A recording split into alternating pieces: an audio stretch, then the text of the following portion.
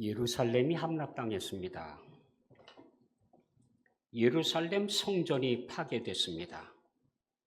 있을 수 없는 일이에요. 아니, 하나님이 지키시는 성, 하나님이 계시는 성전이 파괴당한다는 게 있을 수 있습니까? 과거에 아수르라고 하는 세계 최대의 강국이 이 예루살렘을 포위하고 쓰러뜨리려고요. 그렇게 있다가 하루 저녁 자고 일어났더니 18만 5천 명이 죽어 있는 거예요. 그래서 물러갔지 않습니까? 그렇게 많은 나라들이 침략해오고 또 침략해오고 그래도 무너뜨리지 못했던 성읍. 그런데 무너졌습니다. 어떻게 된 걸까요?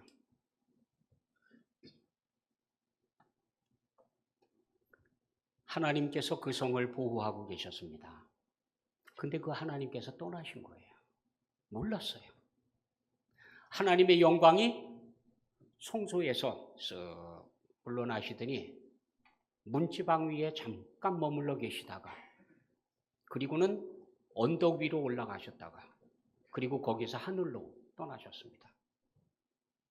하나님께서 떠나시고 나니까 성전은 성전이 아닌 거예요. 그냥 건물인 거죠. 하나님의 성전에 하나님이 안 계시니까 예루살렘은 예루살렘이 아닌 겁니다. 그럼 무슨 힘이 있어요? 그러니까 금방 함락당한 거죠. 그래도 믿었어요. 이 사람들은요. 그래도 하나님이 우리를 아주 버리시겠나. 금방 회복시켜 주시겠지. 근데 10년이 지나고 또 1년, 또 1년, 또 1년 지나가는 거예요. 실망스럽습니다. 포기. 그런데 그때에 포로로 잡혀간 지 25년이나 된 에스겔을 하나님께서 부르셨어요. 하나님의 강권하시는 역사, 하나님의 권능으로 임하시더니 이 에스겔을 데리고 예루살렘으로 갑니다. 거기가 어딘데요? 그 먼 곳을. 그러고 보니까 성경의 소리가 가끔 봅니다마는 이게 몸까지 같이 간 건지 몸은 여기서 기도하고 있고 영만 데리고 간 건지 그걸 잘 모르겠어요. 그건 몰라. 아무튼 에스겔이 예루살렘에 갔어요.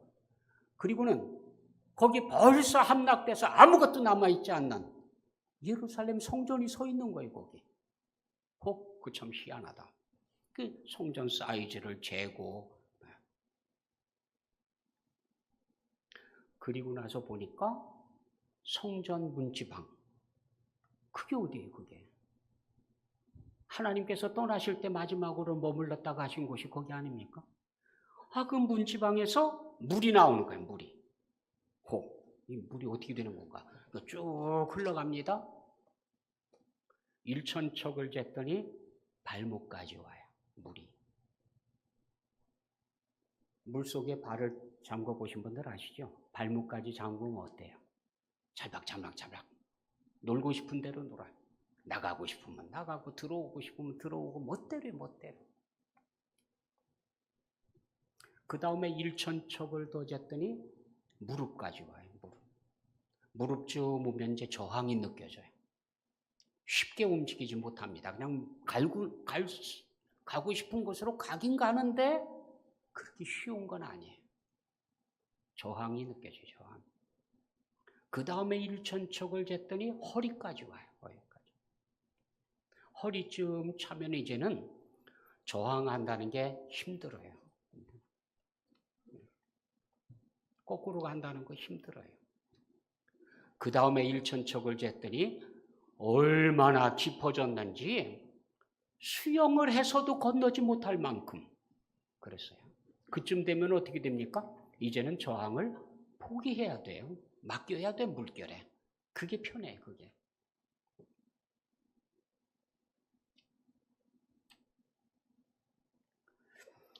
그러더니 그 물이요. 강 양쪽에 나무들이 서 있고 열매들을 철마다 달마다 열매가 주렁주렁 맺히고 나무 잎사귀가 붙어 있는데 마르지도 않고 그 잎사귀는 치료하는 치료제가 되고 신기하죠. 예? 그리고 이 물이 닿는 데마다 다 살려내더라. 닿는 곳마다 다 살아요. 심지어는 죽은 바다까지도 살아내요. 대단한 역사예요. 예. 세상에 이런 강 본 적 있으십니까? 물이 닿는 곳마다 바다도 살아나고 생명들이 치료되고 그런 강물 보신 적이 있습니까? 이 땅에는 없어요. 제가 알기로 그런 것은 아직까지 들어본 적이 없습니다. 그런데 요한계시록에 보니까 이 강 이야기가 나오더라고요. 성경의 맨 끝, 요한계시록도 맨 마지막 장, 거기에 이렇게 기록하고 있습니다. 또 그가 수정같이 맑은 생명수의 강을 내게 보이니 하나님과 및 어린 양의 보좌로부터 나와서 강물이 흐르는데 이 생명수의 강물이 하나님과 어린 양의 보좌 그 아래에서 흐르더라 이거예요. 거기서부터 시작돼서 하나님께로부터 어린 양의 보좌로부터 이 강물이 시작됐어요. 그 강물이 흘러갑니다. 길 가운데로 흐르더라. 강 좌우에 생명나무가 있어 12가지 열매를 맺되 달마다 그 열매를 이게 에스겔이 본 게 바로 이건 이 나무예요. 이 나무. 잎사귀들은 만국을 치료하기 위하여 있더라. 그 잎사귀는 만국을 치료해요. 치료받지 못하는 사람이 없어요. 이게 어디입니까? 이게 천국이에요. 천국. 천국에 가서 본 장면이거든요. 자, 그러면 천국, 하나님의 보좌, 어린 양의 보좌로부터 강물이 흘러나와서 그 강물이 다 살리는 역사를 하는데 양쪽에 생명나무가 있어요. 하나님의 말씀을 버리고 나서 에덴 동산에서 쫓겨났습니다. 그때 하나님께서 말씀하셨어요. 이 사람들이 생명나무 그 열매를 먹고 영생할까 봐 쫓아내네. 왜요? 그게 하나님 뜻이었는데 왜 쫓아낼까요? 하나님의 뜻은 죄를 범하지 않고 거룩한 하나님의 자녀들이 영생하는 걸 원했지 하나님 말씀을 거역하고 죄짓고 하는 사람들이 영원히 산다고 생각해 보세요. 영원히 말씀 피우고 살아요. 그 말이 안 되지요. 그거는 말이 안 돼요. 그래서 쫓아낸 거예요. 그랬는데 천국에 가니까 거기 생명나무가 쭉 서 있고요. 열매가 그냥 계속 맺혀져 있고요. 그 잎사귀는 치료하는 치료제고요.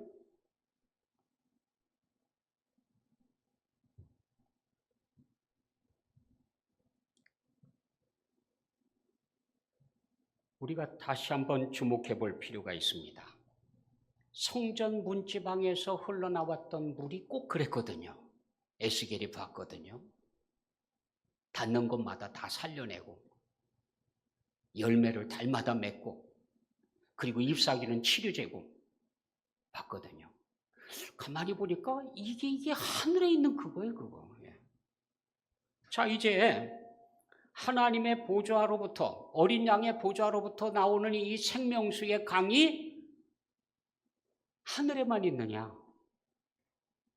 이 땅에서도 맛볼 수가 있어요. 에스겔이 본 겁니다. 어디에서? 성소로부터 흘러나오더라. 성소로부터. 여기 이 강단으로부터 이 말씀이 흘러나가요. 생명수가. 그러면은 성전 문지방을 통해서 흘러나가는 겁니다. 이 물이 닿는 곳마다 살더라 이거예요. 시편은 이렇게 노래하고 있습니다. 하나님의 복을 누리는 복의 길을 가는 사람은 오직 여호와의 율법을 즐거워하여 그 율법을 주야로 묵상하는 사람이다. 하나님의 말씀이 좋아가지고 그 말씀을 주야로 묵상하고 읽고 묵상하고, 그는 시냇가에 심은 나무 같아서 철을 따라 열매를 맺으며 그 잎사귀가 마르지 아니함 같으니 그가 하는 모든 일이 다 형통하리로다. 이거예요. 그러고 보니까 하나님의 보좌로부터 흐르는 강물, 어린 양의 보좌로부터 시작돼서 흐르고 있는 그 강물의 정체가 뭐냐? 그게 바로 하나님 말씀이에요. 말씀. 이 말씀의 강에다가 뿌리를 내리고 있으면 시냇가에 심은 나무처럼 그렇게 시절을 쫓아 열매를 맺고 잎사귀는 마르지 않고 하는 일은 다 형통하고, 이 성소 강단에서 흘러나오는 하나님 말씀의 역사를 지금 본 겁니다. 이 생명수 강에 뿌리를 내립시다. 그러면 생명의 역사가 나타납니다. 근데 여기 중요한 경고가 하나 있어요. 경고가. 진펄과 갯벌은 살아나지 못하리라. 아니, 이 신비한 물이, 이 신비한 말씀이 닿는 곳마다 다 살아나는데 왜 진벌과 갯벌은 살아날 수가 없을까요? 진벌과 갯벌이 뭡니까? 늪지 아니에요, 늪지. 수렁, 물 웅덩이. 그렇지 않습니까? 자, 그게 어떻게 생기는 거예요?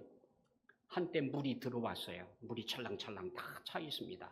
그러다가 물이 쫙 빠져나가고 나면 그 남은 찌꺼기, 그게 진벌과 갯벌이에요. 무슨 얘기냐면요, 하나님의 말씀의 은혜를 받았습니다. 예수를 만나고 너무 좋아요. 하나님 좋아요. 너무 감사합니다. 은혜 충만합니다. 그렇게 충만했던 은혜가 다 빠져나가면 어떻게 될까요? 진벌과 갯벌이 되는 거거든요. 진벌과 갯벌이 되기 전에 소생시켜야지. 진벌과 갯벌이 되고 나면 하나님의 말씀이 흘러들어가도 살아나질 못해요. 경고예요, 경고. 이 물이 닿는 곳마다 다 살아나요. 죽은 바다도 살리고 다 살립니다. 생명체들이 다 살아납니다. 그런데 진벌과 갯벌은 안 돼요. 아무리 악한 죄인이라 하더라도 하나님께 돌아와 용서를 구하면 용서받을 수 있습니까? 없습니까? 받을 수 있어요. 아무리 끔찍한 죄인이라고 하더라도요, 용서받을 수 있어요. 하지만 진벌과 갯벌은 안 돼요. 진벌과 갯벌은. 때가 되어 가다 보니까 이상하게 하나님의 말씀으로부터 멀어지려는 저항운동이 전 세계를 지배하고 있습니다. 자꾸 하나님의 말씀을 수정해야 한다는 겁니다. 하나님의 말씀이 틀렸다는 거예요. 그러면서 말씀으로부터 자꾸 멀어지려고 하고 있습니다. 이 지구촌이 지금 진펄과 갯벌이 돼가지고요, 허우적거리고 있습니다. 다행스럽게도 미국에서 다시 말씀으로 돌아가자 운동이 일어나기 시작했습니다. 기대가 됩니다. 이거 지금 세계가 이어받아야 되거든요. 호세아 시대에 하나님께서는 이렇게 말씀하셨습니다. 내 백성이 지식이 없음으로 망하는도다. 네가 지식을 버렸으니 나도 너를 버려. 하나님을 아는 지식, 말씀을 아는 지식, 이걸 버렸어요. 이거. 그러니까 하나님께서도 우리를 버리겠다는 거예요. 우리가 하나님 말씀을 버리면 하나님께서도 우리를 버립니다.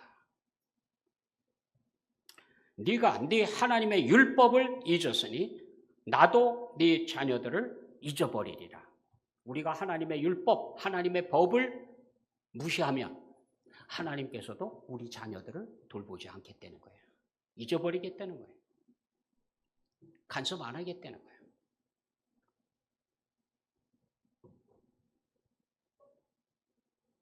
예레미야는 사람들이 두 가지 악을 저질렀다. 큰 악을 저질렀다.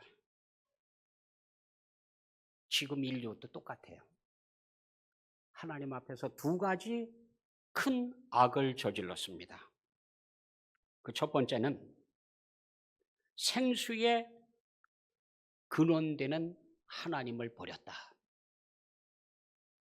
이 생수가 하나님의 보좌로부터 흘러나왔죠. 생수의 근원이신 하나님, 그 하나님을 버렸다는 거예요. 이게 첫 번째 악, 인류가 저지른 제일 큰 악은 이거예요. 생수의 근원 되시는 하나님을 버렸다. 두 번째 악은 너희들 스스로 웅덩이를 팠는데 그 웅덩이는 물을 가두지 못하는 터진 웅덩이다. 사람들이요, 자기들을 구원하는 도구들을 만들어냈습니다. 갈증을 채울 수 있는 도구들을 만들어냈습니다. 근데 그거는요, 밑이 터져 있어요. 가짜예요, 가짜. AI가 다 해결해 줄 것 같으죠? AI 보고 물어봤습니다. 넌 성경을 어떻게 생각하니? 그랬더니 AI가 답변을 합니다. 나는요, 신앙을 가질 수가 없습니다.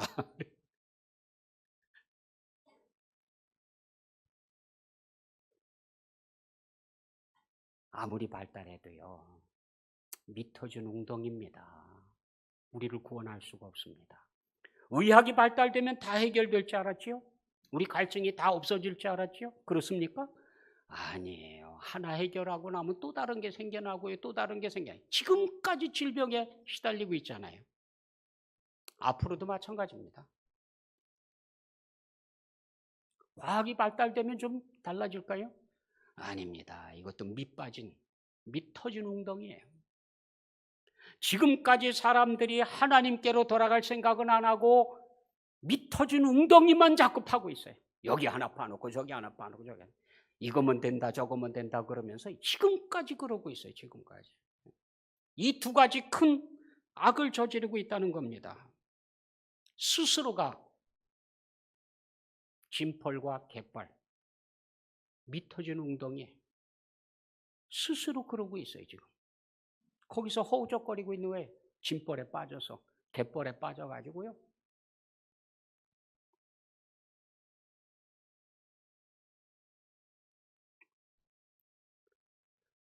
목사님들이 세미나를 하고 있는데 보수적인 목사가 성경에 대해서 이렇게 말을 했습니다. 성경은 하나님의 전적인 영감에 의해 기록된 하나님의 말씀입니다. 그랬더니 옆에 있던 진보적인 목사가 이렇게 말을 하답니다. 성경이요? 성경을 그대로 믿으면 큰일 납니다. 사람들이 듣고 있다가 무슨 얘기야? 깜짝 놀랐어요. 성경을 그대로 믿으면 안 된다는 얘기 아닙니까? 뜻이? 그러니까 뭐라고 말하나 하고 이제 먼저 말한 목사님을 쳐다봤어요. 그랬더니 목사님이 웃으면서 맞습니다. 성경을 그대로 믿으면 큰일 납니다. 그 사람들이 다 어쩌면 목사가 저럴 수 있어 그래. 한 입으로 두 마디를 얘기하고.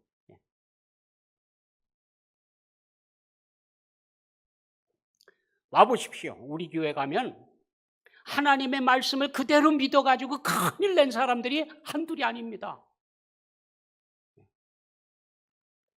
하나님 말씀이요. 그대로 믿는 사람들에게 하나님께서는 역사하십니다. 이거요. 바꾸려고 하지 마세요. 고치려고 하지 마세요. 그대로 하면 해. 그대로 하면. 예. 이 하나님의 말씀이 이루는 곳마다 살아납니다. 우리나라 반만 년, 5,000년 동안 이 땅이 저주받은 땅이었어요. 흑암 가운데 있었습니다. 소망이 없었습니다. 그랬던 나라에 역사의 끝자락이 돼서 하나님의 말씀이 전해졌어요. 이렇게 하나님의 말씀이 이곳까지 흘러 들어오니까 이 땅이 고침받았어요. 복 받았어요. 살만한 땅 됐잖아요. 죽었던 나라도 살아납니다. 예. 데살로니가전서 2장 13절은 이렇게 기록하고 있습니다. 이러므로 우리가 하나님께 끊임없이 감사함은 너희가 우리에게 들은 바 하나님의 말씀을 받을 때에 사람의 말로 받지 아니하고 하나님의 말씀으로 받음이니. 말씀을 들을 때 사람의 말로 듣지 않았다는 거예요. 하나님의 말씀으로 받았다는 거예요. 그랬더니 그러하도다. 맞다 그 말이에요. 이 말씀이 또한 너희 믿는 자 가운데서 역사하느니라. 하나님의 말씀을 하나님의 말씀으로 받아들이면 거기서 역사가 일어나더라고요. 이 성경이 하나님의 말씀이라고 믿고 받아들이는 사람, 그 사람의 인생에서 말씀의 역사가 나타나는 거예요. 시작되는 거예요. 성경에는 이 말씀을 갖다 먹으라 하는 이야기들이 참 곳곳에 있어요. 요한계시록에 보니까 요한이 하늘에 가서 쭉 광경들을 봅니다. 근데 천사가 작은 두루마리를 하나 갖고 있는 광경을 목격을 해요. 근데 말씀하십니다. 가서 그거 받아와라. 가가지고 그 두루마리 저에게 주십시오. 그랬더니 천사가 하는 얘기가 갖다가 먹어라. 갖다 먹으라는 거예요. 무슨 얘기냐면 하나님의 말씀, 이 하나님의 말씀을 갖다 먹어야 된다는 거예요. 그냥 갖다 먹여주는 게 아니에요. 갖다 먹어야 돼. 찾으러 다녀야 돼. 찾으러 다니고 찾아서 먹고 그래야 되는 거예요.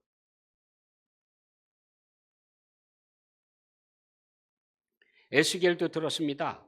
내게 이르되 인자야 내가 네게 주는 이 두루마리를 네 배에 넣으며 네 창자에 채우라 하시기에 내가 먹으니. 먹었다. 시편 기자도 얘기하죠. 주의 말씀의 맛이 내게 어찌 그리 단지요 내 입에 꿀보다 더 다니이다. 먹는 거예요. 하나님 말씀은요. 찾아서 먹어야 돼. 찾아서. 요한계시록에 이렇게 말씀하십니다. 이 예언의 말씀을 읽는 자와 듣는 자와 그 가운데에 기록한 것을 지키는 자가 복이 있나니 때가 가까움이라. 이 말씀을 읽는 사람, 이 말씀을 듣는 사람, 이 말씀을 지키는 사람 복이 있다.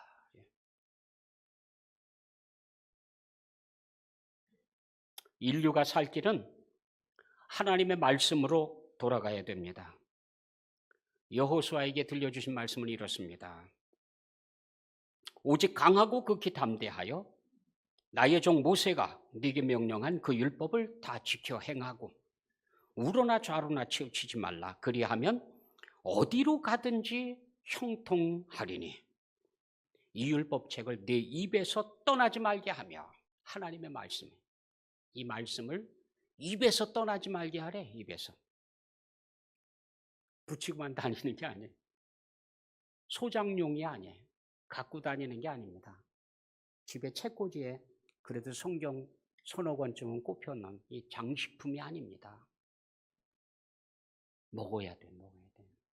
입술에서 떠나지 않게, 입에서 떠나지 않게 읽고 묵상하고 암송하고 입에서 떠나지 않게 하라는 거예요. 그리하면, 그렇게 하면 어떻게 된다고요? 네 길이 평탄하게 될 것이며 네가 형통하리라.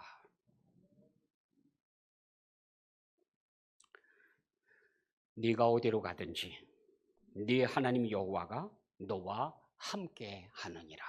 하나님께서 우리와 함께 하시겠다는 거예요. 하나님 말씀 입에서 떠나지 않게 늘 말씀 읽고 묵상하고 암송하고 하나님 말씀과 함께 살아가면은요, 하나님께서도 우리를 떠나지 않고 함께 하겠다는 거예요. 같이 있는다는 거예요. 존 워너메이커라고 하는 사람이 있습니다. 세계 주일학교 운동에 크게 기여한 사람 중에 하나입니다. 그땐 주일학교가 참 활발했어요. 백악관에서 그에 대한 소문을 듣고 당신같이 신망이 두터운 사람이 장관을 좀 해주셨으면 좋겠습니다. 부탁을 했습니다. 그랬더니 워너메이커가 이렇게 답변을 했어요. 죄송합니다. 제가 장관직을 감당하느라고 주일학교 선생님을 잠시나마 쉴 수가 없습니다. 제게는 이 자리가 더 중요합니다. 만약에 제가 장관직을 보다가도 주일만 되면 꼭 본교회에 가서 주일학교 선생님을 할 수 있다고 하면 그러면 장관직을 하겠습니다. 대통령이 뭐라고 그랬을까요? 그렇게 해주십시오. 그렇게 해주십시오. 그래서 장관이 됐어요. 이 사람이 워너메이커예요. 대단하죠. 진짜 장관 일을 하면서도 한 번도 안 빠지고 주일학교에 가가지고 아이들 데리고 성경 공부하고 그렇게 지냈어요. 이 사람이 또 사업에도 성공한 사람입니다. 백화점의 왕이라고 그렇게 이름이 알려져 있습니다. 성공했죠. 사업한 지 60년이 돼가지고 성공한 사람으로 그렇게 드러나 있을 때 기자가 찾아왔습니다. 질문을 합니다. 선생님께서 일생 동안 투자했던 것 중에 제일 훌륭한 투자, 가장 잘한 투자가 있다고 하면 그게 뭡니까? 그랬더니 웃으면서요. 준비할 것도 없어요. 그냥 답변해요. 그냥. 그거요. 제가 10살 때 투자한 건데요. 10살 때 주일학교에 가서 성경책을 샀습니다. 용돈 가지고 가서 샀는데 용돈이 부족해가지고 나머지는 할부로 샀어요. 할부로. 그 할부를 갚느라고 심부름하고 용돈 구하고 해가지고 다 쓰지 않고 성경책 사느라고요. 맨날 갔다가 그거 줬습니다. 결국 자기 힘으로 성경책을 한 권 샀습니다. 제 일생에 제일 잘한 투자는 이 성경을 제가 산 겁니다. 10살 때. 왜 그러냐? 이 성경이 바로 나를 만들었거든요. 성경이 만든 사람이 한둘입니까? 성경 붙잡고 씨름해가지고 영웅이 된 사람들이 한둘입니까?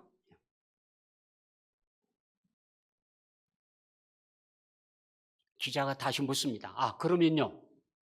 성경만 사면 당신처럼 성공할 수 있습니까? 성경만 사가지고 내 거 이렇게 끼고 다니면 성공할 수 있나요? 가방에만 챙겨갖고 다니면 성공할 수 있나요? 궁금했죠? 아닙니다.